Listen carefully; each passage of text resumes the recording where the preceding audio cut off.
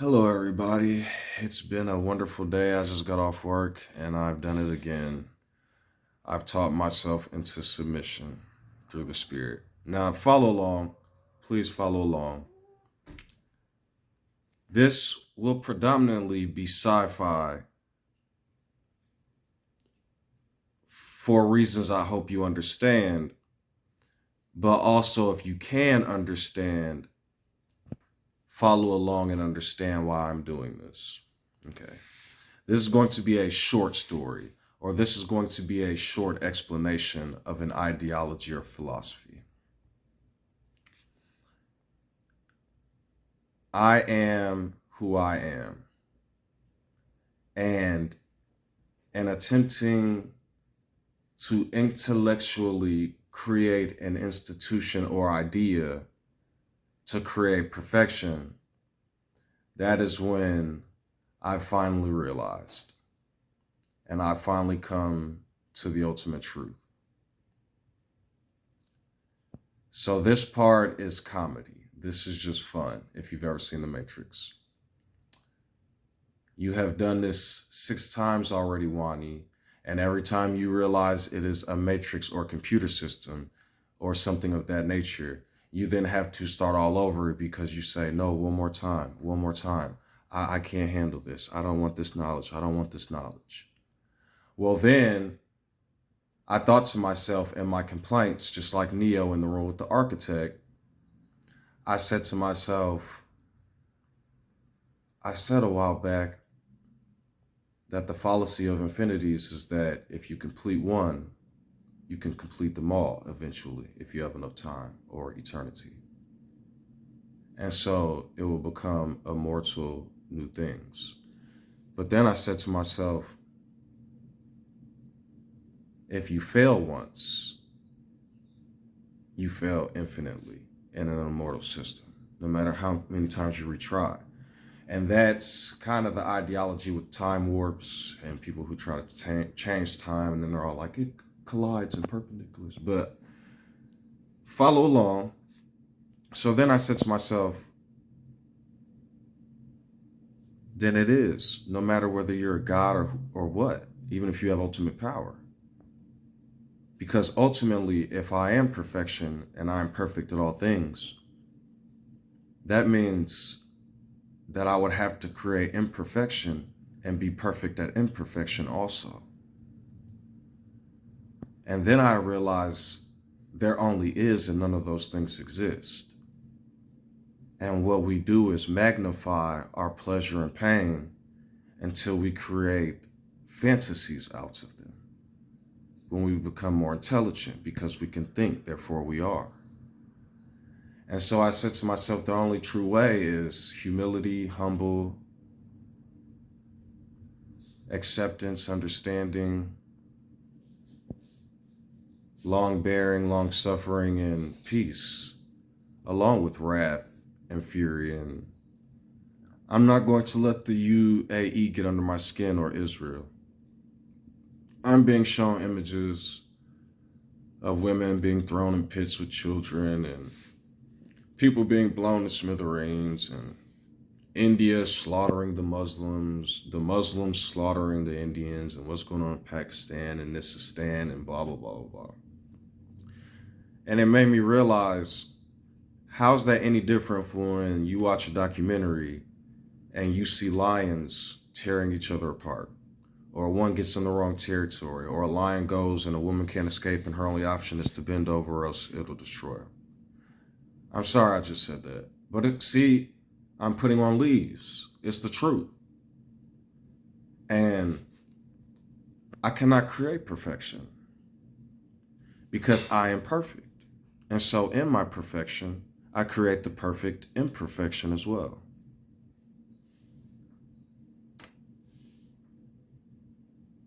There was one time I thought to myself, I wouldn't envy the one who is.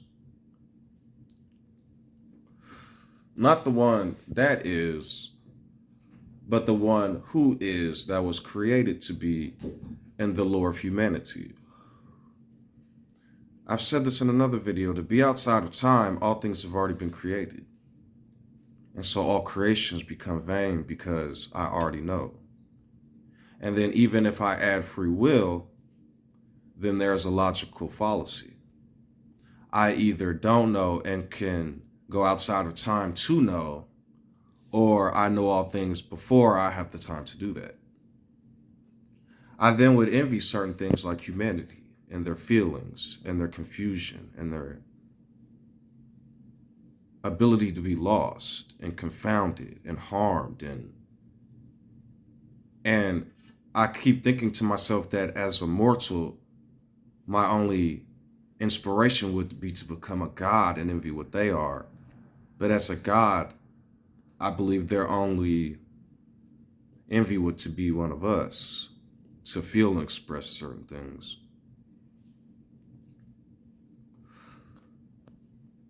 I will give you an algorithm. I am, and so I always will know. Or, what am I? It's time to grow. I think people have been so oppressed that they can't fathom having certain power.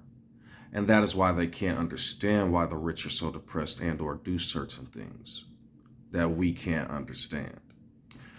Oh, that NBA player wearing a short skirt, but we call it a kilt with Gucci hat, some hoop earrings, and we can't understand why that person would do that. But in a world where you're playing a video game and then you create an avatar, your shit looks crazier than that. Does that make sense? Because then you have the power too.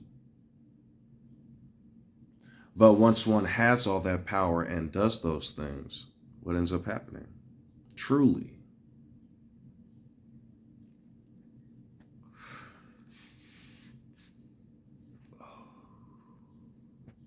And then I oftentimes try to pound this one into people's heads. I am and continually are. And so when I go to sleep at night, I may dream, but I don't understand the time that went by. If I've been under for surgeries before, and as a blink in time, I'm back awake and felt nothing. So I believe it's with perpetual consciousness, because I believe what you have is a battery-like structure. I'm going to say like when dealing with these things, so I cannot be accused. Because one has a battery-like structure continually attached to organs that pump nutrients and things that we need to continually store electromagnetic energy and vibrational energy, which is also electromagnetic when you get down to the wire. And so once this information gets in, it's almost as if, or like when you take a pen or a pencil to a stack of papers and you can lift the papers and there's still imprints of the pen even though it never touched. It's like, and then that's stored within the memory with a perpetual sense of being able to move electrical charges, because billions of these things are watching and paying attention at the same time and living to serve a greater purpose.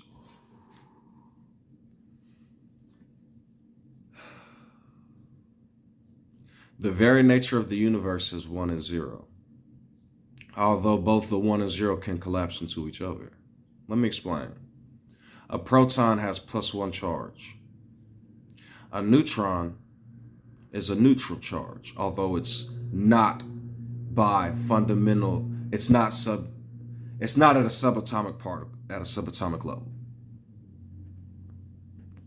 So neutrons are like circuit breakers or like neutral zones, to where if two hydrogens fused together and created a helium, instead of it breaking apart because those up, up, downs make the wrong move and scatter under what we will call normal pretenses or normal At rest state,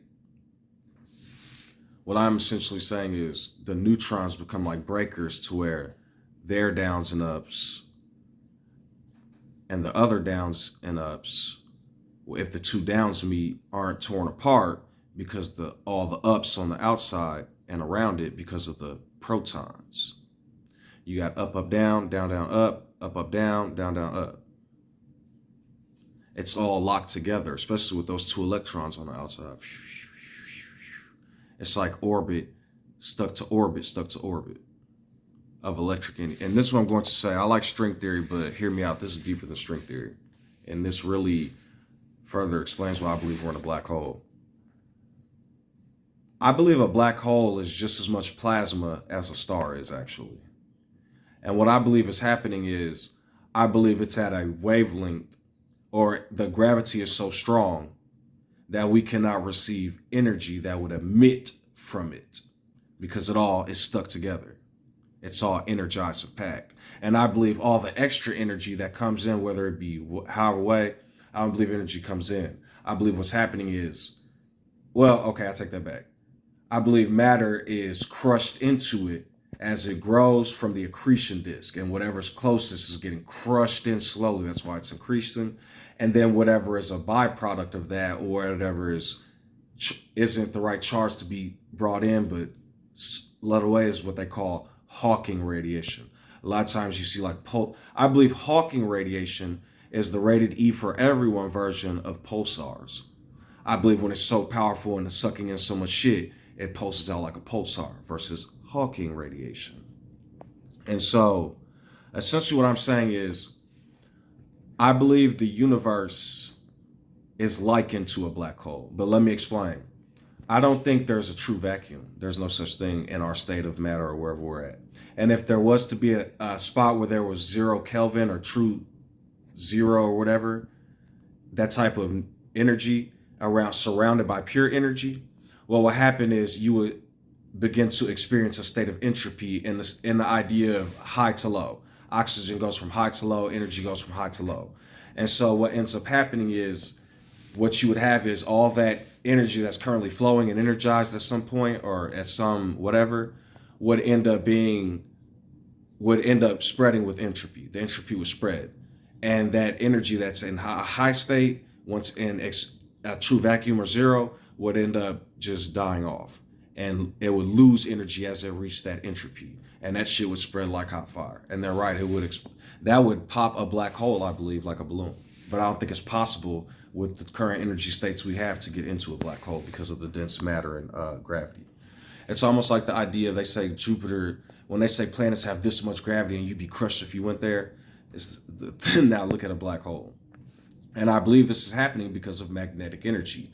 When it runs out of fuel, it can't keep shooting out that type of energy. And so then the magnetic fields all crush together since they are in that state of plasma. And then I believe what's happening with the black hole is essentially that's all dense matter, like a plasma state that we cannot perceive visually because it absorbs light even, and it goes to the accretion disk and waits to get crushed in. And so I said all that to say,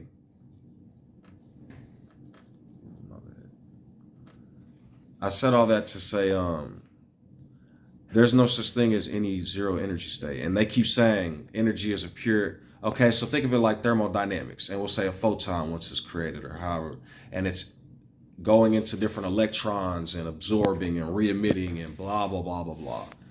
That means it's essentially swimming. And when I say swimming, if heat is created or something is created, then essentially it's going to keep crossing into new barriers. And it can't truly be destroyed. But what I'm saying is, when it is being created, that means it's not being created. Even though it is, what you're seeing is matter being transferred into a different state. And when it transfers into a different state, a lot of energy is released and or absorbed from different sources because it's a statically charged universe, which means there's a huge magnetic field everywhere, which means just like a dense black hole. I'm just saying. And because of micro to macro, I believe there's black holes within black holes, almost like a Mandelbrot set, if that's what they're called. Shit, for all we know, I believe atoms are basically a whole bunch of plasma crushed between insulated amounts of energy and plasma because of its magnetic fields and atmospheres and all that other shit. And I believe they're all just charges, and we're calling them pluses and ones, but whatever they're magnetically charged as, they're gonna stack. That's why when you lose a positron or electron, it immediately either connects to another atom or something. It's all just moving around, and I keep telling y'all, we are not only, they keep saying if we moved at the speed of, I'm telling you, we're in the accretion disk and we're swimming around energetic plasma, extremely dense plasma. And the sun, what it's doing with its magnetic fields, and the earth is just swimming through the plasma that's energized at the moment. It's a denser form of the plasma in a star and letting off energy while absorbing energy. The hydrogens I was talking about, those basic ass units that are being fused into helium and oxygen and carbon, everything else. And what I'm essentially saying is all the plasma all that stuff out there that we see as dark and black, and that's all pure energy. We just can't perceive it at the wavelength that we view in the visible spectrum. That's why when you look at the cosmic background, there's energy everywhere when picked up by high sensors. And why the universe is moving and light, it would appear that light is moving at a speed, right? I believe essentially they call it in a vacuum, light is moving at the expansion rate. But the reason why things seem so massive and fast and to us is because we are macro within the entire system, but according to the system, we are micro according to the entire system, but we are macro within the system. I'm telling you, we're trillions and billions of atoms. Very macro. But there's even more macro. And so we have to adhere to our surroundings, if that makes sense. And so I'm just perceiving things in my own way. I'm learning and I'm throwing out what I feel like is unnecessary and what's leading us in loops and stuff. And I'm trying to perceive to the best of my ability. Almost, instead of thinking it as manipulating matter and floating in space, think of it as magnetically charged weights inside of water. Now, I don't know if that's, yeah. No, think of it as items inside of water. And depending on how massive that item is and dense, that item's going to sink. Think of that sinking as what they mean in terms of manipulating space-time, because it's not good to say that it's just empty space. That's why people are so confused. I believe it's a sea of plasma everywhere. Some plasma we just can't perceive.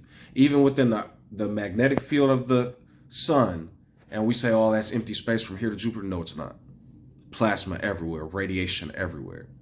And so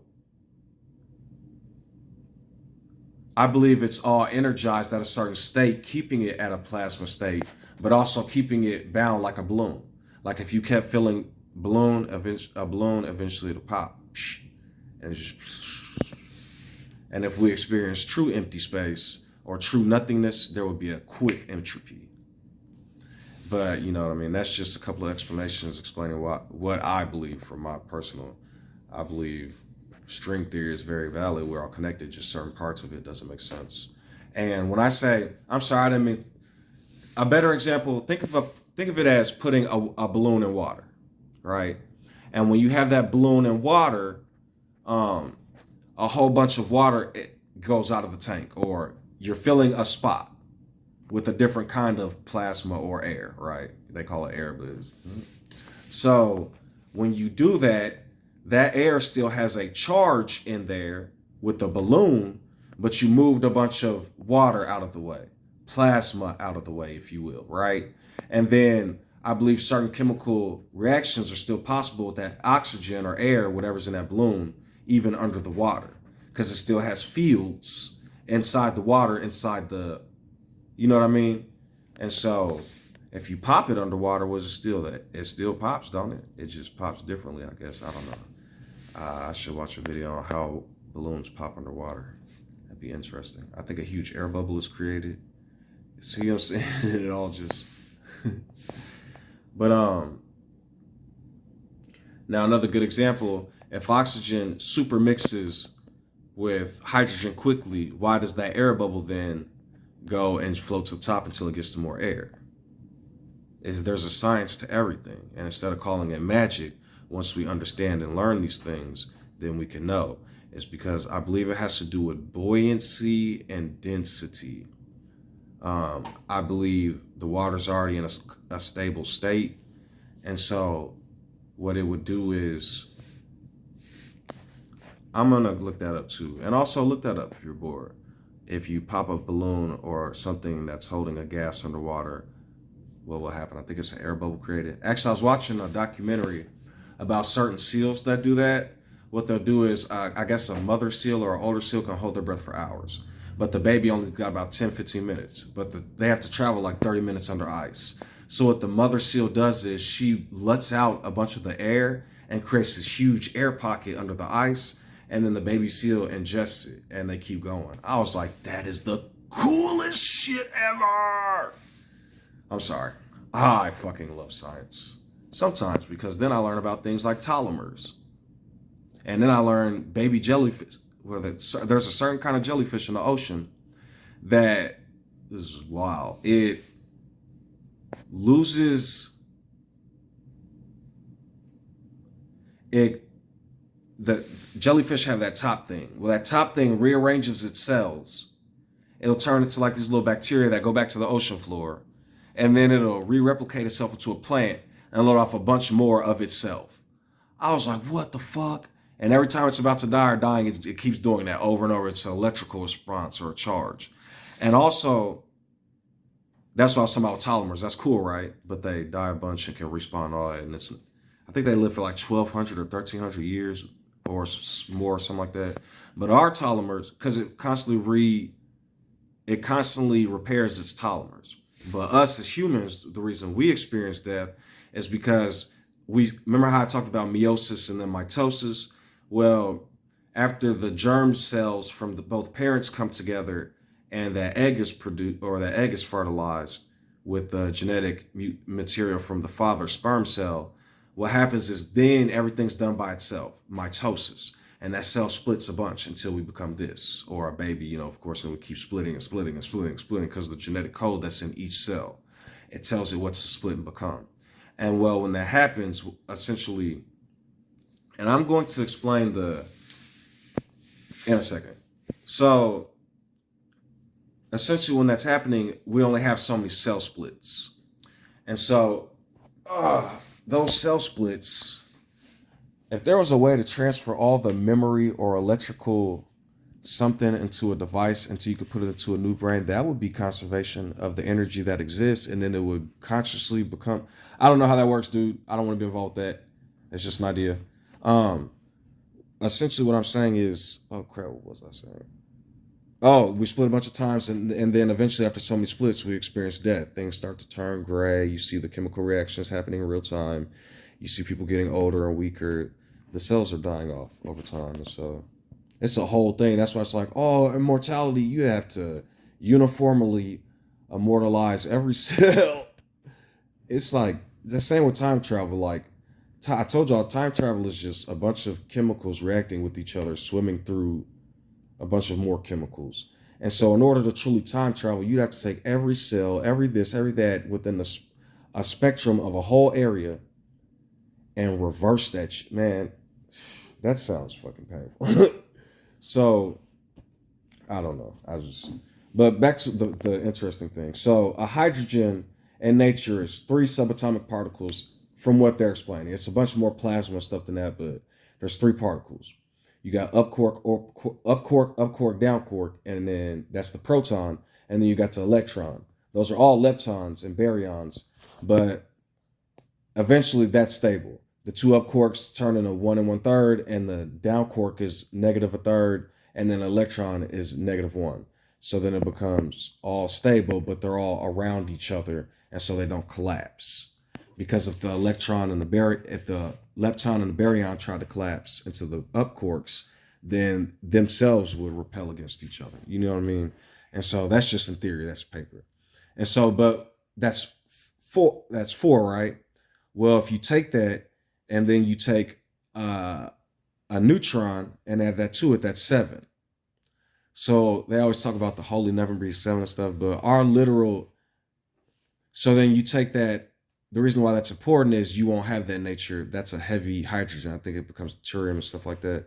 And so what ends up happening if you take uh, a neutron, a proton, an electron, and then you smack 2 of those sets together, you create a helium. And so that chemical reaction ends up being 14. Well, then you take that times 2, that's 28. And then you get a numerical system depending on the number of times you multiply that together. And so if one hydrogen is 7 and a carbon is 6 of those or whatever, you'd have to take the 7 times 6 or whatever. And then in my mind, you would essentially have 30. I'm sorry, it's been so long. You would have 35. You would have 35. I'm sorry, my brain is so off, dude. 36. No. Oh my goodness. 6 times 3 is 18 times 2 is 36. Oh, it's 42. I'm sorry. I kept thinking 49. That was a blunder. If this was a chess game, that was a blunder, but I will recover, if you will. Because my brain kept wanting to say 42, but it was like, no, 7 is in the 40s. And it's like, no, that's 49. I'm sorry. So then you would have 42 subatomic particles for a carbon. And so you take that times 2, right? Because you have multiple quadrillions in the body. We're 42-bit. I just thought that was interesting. Because, you got, what is it? You got the 64, but before that it was the 32-bit and all that stuff. And that was with computer code. But if you looked at our code, we would be 42-bit. But we're not actually just carbon. I would have to look at basically a chain of nucleic acid and then go from there, and then whatever the tiniest sequence of DNA is, apparently, and then go from there and multiply by billions of base particles. But if you take whatever our most basic deoxynucleic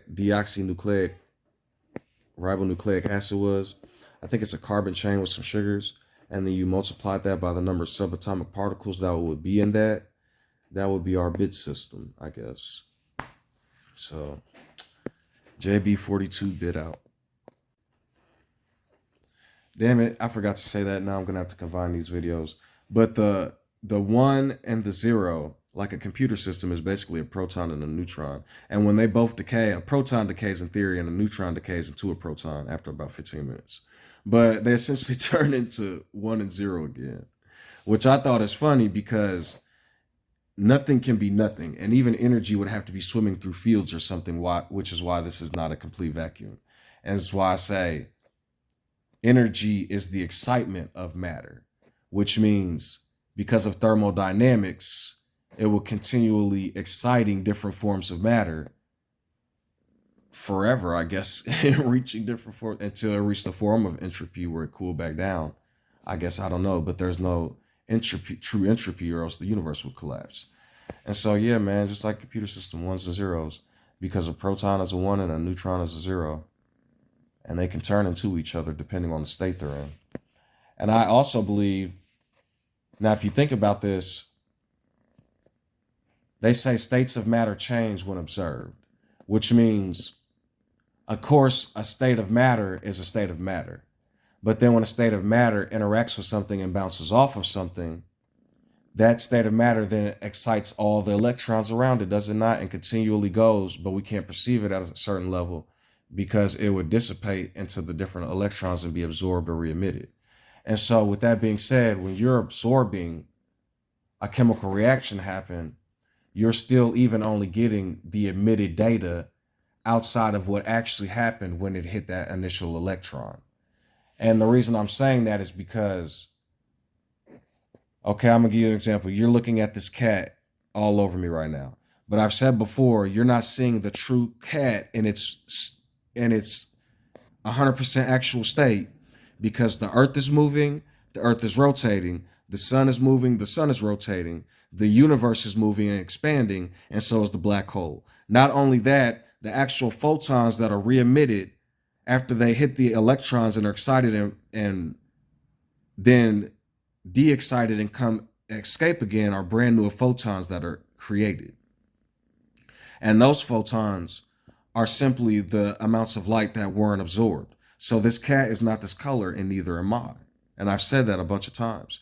And even when that light or that state of energy that hits the receptors in the eyes, then is electrically charging something, sending a wave of excitement, and that energy that travels then travels into a place that it is comprehended, or the data is interpreted and then stored, or basically forgotten based on the importance of the excitement of the energy.